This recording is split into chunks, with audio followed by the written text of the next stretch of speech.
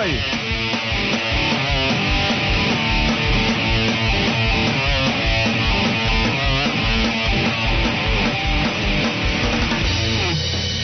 Muito bem, nosso Tribuna do Jovem de hoje vamos falar sobre alienação digital. Você tem alguma pergunta para fazer a respeito disso para uma profissional? Como que faz, Carol? É muito fácil, corre lá no nosso Instagram, Movimento _Jovem _Oficial, e no nosso Facebook, Movimento Jovem Oficial. Se você acha que está ficando muito apegado a esses brinquedinhos aqui, ou conhece alguém, manda sua pergunta que a gente quer responder ela hoje. Muito bem, porque não é só o celular. Tem gente que fica com o tablet, fica com o notebook para cima e para baixo, ou é com o computador, a televisão, né? Ou é o videogame, entre outras coisas aí do nosso século mais moderno. E aí vamos falar sobre isso, tá bom? Bom, vamos chamar uma psicóloga que vai falar sobre o assunto. Anitarcha, pode entrar por gentileza. Boa tarde. Boa tarde, tudo bem? Prazer recebê-la aqui no Movimento Jovem. Obrigada. Pode se aceitar, por gentileza. Doutora, vamos começar primeiramente, obrigado pela sua presença. Obrigada. Vamos começar a dar uma pincelada nesse assunto, falar sobre o que seria alienação digital, o que é para a pessoa entender o ponto que entra nessa alienação geral aí. Bom, a alienação é quando a pessoa vive em função da tecnologia, né? Então, ela vai criando uma dependência dos aparelhos eletrônicos, seja do celular, dos jogos, do tablet, né, do computador, né? Eu acho que, basicamente, a gente vive em função, né, dedicar a nossa vida em função à tecnologia. Porque a palavra alienação, estar alienada é como o carro, né? A gente compra um carro. Você compra um carro à prestação, ele geralmente está alienado a algum banco, né? Ou seja, ainda pertence àquele banco. Então a pessoa está alienada, ela parece que a vida dela é aquilo só, né? A realidade dela é viver ali em função da internet. Coisa séria, hein? E essa vivência, doutora, a respeito da gente viver, né, em função da tecnologia em geral, eu queria saber um pouco da sua opinião a respeito dos avanços tecnológicos, porque depois da globalização, a tecnologia aí está cada vez melhor, né, e cada vez mais trazendo facilidades para a gente. Então, eu queria saber um pouco da sua opinião a respeito dos perigos, né, que pode trazer ao mesmo tempo que é algo muito bom, que diminui nossas distâncias, ao mesmo tempo pode nos afastar da nossa realidade. Onde que fica o perigo aí? Bom, né, como você falou, a internet ela veio agregar muito, né, pra gente. Então, tudo que acontece no Brasil e no mundo, a gente tem acesso a essa informação de uma forma muito instantânea, muito rápida, né? Só que, né, isso se torna perigoso quando a gente vive em função disso, né? Isso acaba se tornando uma dependência muito grande. Então, tudo que a gente precisa resolver, eu vou dar uma olhadinha na rede social. Deixa eu ver primeiro um vídeo no YouTube para ver como que eu resolvo essa questão aqui. E o que tem dificuldade também, não só os jovens, mas também nós adultos, a refletir um pouco mais sobre as coisas, né? Porque muitas vezes a gente já tem aquela solução rápida lá na internet. Interessante. Doutora, e o apego aos aparelhos tecnológicos? É uma forma de carência, é isso? Bom, para a gente caracterizar como uma forma de carência, a gente teria que analisar a história de vida de cada um, né? Porque dependendo como você vivencia os traumas da sua vida, é isso que vai acabar determinando se você vai se apegar aos aparelhos eletrônicos por conta, né, de uma carência. Entendeu? Porque às vezes a internet, né, o celular, ele vem para suprir uma falta, né, ou uma dificuldade que a pessoa vem a ter. Tudo bem, coisa séria, hein? Doutora, a gente vê, por exemplo, falo quando eu era bem criança mesmo, aí, lá nos saudosos anos 90, tinha já alguma tecnologia, muito pouco ainda, através da própria televisão, né, que já é muito mais antigo que isso, mas o videogame ainda estava nos seus inícios ainda, só que a gente não ficava o dia inteiro, eu brincava muito na rua, eu ficava a maior parte do meu dia na rua, brincando, jogando bola, e passava ali coisa de meia hora em frente a um videogame, mais uma hora e pouco na frente da televisão. Só que hoje a gente vê que a geração, né, da galera que tem hoje a idade que eu tinha nos anos 90, é uma galera que se prende 4, 5, 8, 9, 10 horas. Essa globalização da internet, a internet 2.0, né, que é eu mando informação, mas eu recebo do outro lado também. Ela é uma das responsáveis pelo tempo que a gente gasta na internet ou com esses aparelhos digitais? Ou é um mundo hoje, como até o Márcio falou, é uma carência ou é falta de atenção? O que seria mais característico aí? Bom, né, o que eu consigo observar, que é muito frequente, né, por exemplo, né, como você falou, né, a gente foi recebendo, né, a partir dos anos 90, né, a gente foi se adaptando a essa internet, né, essa nova geração também. Né, então, com o passar disso, a gente foi vivenciando a internet de uma maneira muito intensa. Né, as redes sociais, as informações que se tornam muito rápidas, muito instantâneas. Né? Então, isso foi gerando uma dependência muito grande. Né? Só que a gente acaba vivendo em função disso. E isso que tá, aí que mora o perigo, porque a gente acaba vivendo em função daquela facilidade. Né? Então, o que dificulta muito a gente refletir mais, né? Buscar soluções diferenciadas. Né, que nem antigamente a gente tinha tempo para fazer outras coisas, né, focar em outras coisas. Hoje em dia a gente, deixa eu focar no meu videogame, deixa eu focar na minha rede social, né, porque é isso que nesse momento é o que está dando um certo prazer no momento, né. E em questão que a senhora trouxe, né, de a gente viver em função desses aparelhos, eu me lembrei de duas afirmações que eu escutei de profissionais e eu queria saber um pouco da sua opinião a respeito disso. Tem profissionais que dizem que o celular ele se tornou como se fosse um membro do nosso corpo. A gente não sai de casa sem perceber, a gente já começa a mexer ali. E a outra afirmação que é até forte, que teve um especialista que disse que o celular ele está sendo um vício tão grande que está sendo comparado ao vício do cigarro, que está se tornando um vício também em alguns casos, né, que pode ser perigoso. Então, eu queria saber a sua opinião a respeito dessas duas afirmações e se realmente, né, é vício desse jeito, como que você enxerga essa situação?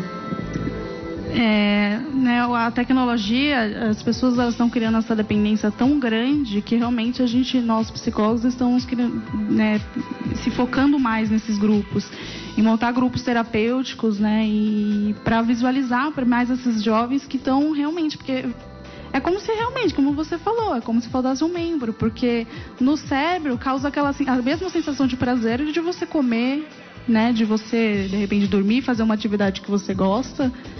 E eu, inclusive, né, o fato de você publicar em redes sociais causa uma enorme sensação de prazer, né? E isso tem a tendência de reforçar. Então, quando você vive sem isso, causa uma abstinência, né? Aquela mesma sensação de abstinência que você tem quando você utiliza drogas. E, doutora, a pessoa percebe que ela tem esse vício, que ela está fazendo isso de forma, assim, exacerbada? Geralmente não, né? Geralmente é muito difícil ter essa percepção logo de início. Geralmente é um terceiro que fala, acho que você está exagerando nesse ponto, melhor dar uma controlada. Maravilha. Séria. Doutora, tem um jovem aqui na plateia, gostaria de fazer uma pergunta, seu nome? Eduardo, como que a gente pode impedir de criar uma dependência do celular ou de algum outro aparelho eletrônico? Eu acredito que hoje a gente tem que entender qual que é o nosso limite. Né? Se você percebe que você vai muito além do seu limite, que, né, você passa 10, 12 horas no celular, então você tem que perceber qual que é o limite considerável, é 2 horas, 3 horas, né? E aos poucos tentando controlar, né? Maneirar um pouco nesse sentido. Muito bem. Hoje a gente fala muito em realidade virtual, né? Se nós formos ao pé da letra aí, nós vivemos praticamente duas realidades. A realidade real mesmo, né? A física que a gente mora, a gente vive, e uma realidade virtual, que é uma vida diferente. A pessoa, hoje está muito em alta os seriados, né? De televisão, de streaming e tudo mais, e às vezes a pessoa ela fica ali 5, 6, 7, 8 horas assistindo. Quando ela sai, ela parece que ela está vivendo lá dentro ainda, né? Se é uma série de zumbi, ela com aquele negócio com o zumbi passando na cabeça. Se é de médico, qualquer coisinha, ela já manda trazer o desfibrilador. Então, tem gente que vive aquela realidade. E isso acontece, psicologicamente falando ou perguntando, isso acontece porque ela está insatisfeita com a realidade que ela vive. Tem muita gente que queria viver dentro de uma série, viver numa outra realidade, a virtual, que é tudo fictício, é tudo invenção, tudo só entretenimento. Será que isso demonstra um pouco de insatisfação com a vida que ela tem e ela quer viver uma outra vida e fica procurando ali séries para se encontrar e falar, puxa, é isso que eu queria viver? Isso tem alguma coisa a ver, não? Como a internet ela causa esse apego muito grande, então por gerar essa dependência grande pelas redes sociais, pelo Facebook, enfim, pelos canais de streaming, né, as pessoas acabam por se isolar muito, né, e por conta desse isolamento acaba gerando uma dificuldade de habilidade social. Então quando ela vai se inserir num grupo, ela às vezes não tem assunto, às vezes não sabe como se portar, não sabe o que fazer, não sabe como lidar com determinadas situações. E muitas vezes acaba não lidando com as próprias frustrações dela. Então ela acaba por se identificar com algumas séries, com alguns vídeos, com alguns youtubers. E acaba vivendo em função daquela situação que ela está assistindo. Complicado, hein? Exatamente. E em questão da pessoa que trabalha, né, depende da tecnologia, depende do celular, o profissional que precisa estar o tempo todo ali, ou boa parte do tempo, né, conectado. Como que ele pode vigiar, né, e conseguir escapar dessa alienação digital? Bom, como o profissional ele vive em função da internet, né, eu acho que quando ele tiver os tempos, as horas vagas dele, eu acho que é nesse momento que ele precisa prestar mais atenção. Né? Porque ele já vive em função da internet trabalhando, né? Provavelmente 8, 10 horas por dia, né? E nas horas vagas tentar tomar um cuidado para tentar estabelecer um limite para não fazer mal para ele também. Maravilha. Paulo. Ela até comentou sobre trabalho, mas, por exemplo, qual que é a visão da senhora hoje com relação ao futuro? Porque hoje, se a gente for, por exemplo, no Mac, você já tem a opção de você fazer num equipamento eletrônico. Então, tudo está se tornando eletrônico. Tem até um filme que se chama Substitutos, que você fica no seu quarto, você entra, você deita lá, e aí é um robô com uma personalidade que você gostaria de ter, que vive a tua vida. Então, qual que é a visão da senhora daqui pra frente? Porque uma coisa, eu preciso trabalhar, mas e lá na frente? Eu vou poder fazer uma consulta no médico em casa. Eu já faço faculdade em casa. Então, como é que eu não vou ficar alienado numa geração que está se alienando na era digital? Bom, né, a tecnologia... Né, foi profunda, hein? Como você falou, ela não tem de todo o mal, né? A gente pode estudar, a gente, né, enfim, pode fazer uma consulta. Hoje tem consultas com a psicóloga, a gente pode fazer consultas de psicologia online, né? E tem dado certo, tem dado retorno, né? Mas o que a gente tem que também tomar cuidado é que tem coisas que a tecnologia não vão conseguir suprir. Né? Por exemplo, um aprendizado em sala de aula, como matemática e português, muitas vezes o processo de maturação vai ser necessário, né? Aquele tempo, porque a internet ela propõe soluções rápidas, concorda? Ela é muito imediatista, ela é urgente, né? Então, ela não dá esse processo de maturação, né? Esse tempo de aprendizado, de assimilação. Né? Então, muitas vezes esse contato com o outro vai ser ainda é muito importante. Né? E é necessário ainda para esse processo de maturação.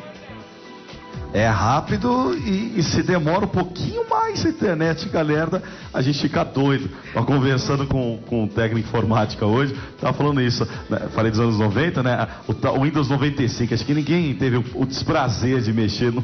Você lembra, Marcelo? Eu lembro. Você lembra que dava raiva, cara? Vocês acham que a internet demora hoje, meus irmãos? Vocês não tiveram a oportunidade de mexer com o computador. Passou, dá uma paradinha. Windows 96, você lembra? Eu tô me sentindo velho aqui, mano. Internet de escada. E aí, rapaz, era cada murro no computador, com raiva daquele negócio. A gente hoje vê 30 segundos a página demora para abrir, era coisa de 5 minutos para abrir. Ou mais. Ou mais, né? A coisa realmente era mais embaixo o buraco, como a gente fala. Redes sociais, né? Se nós formos olhar hoje, por que tem muitas pessoas que expõem ali a sua vida?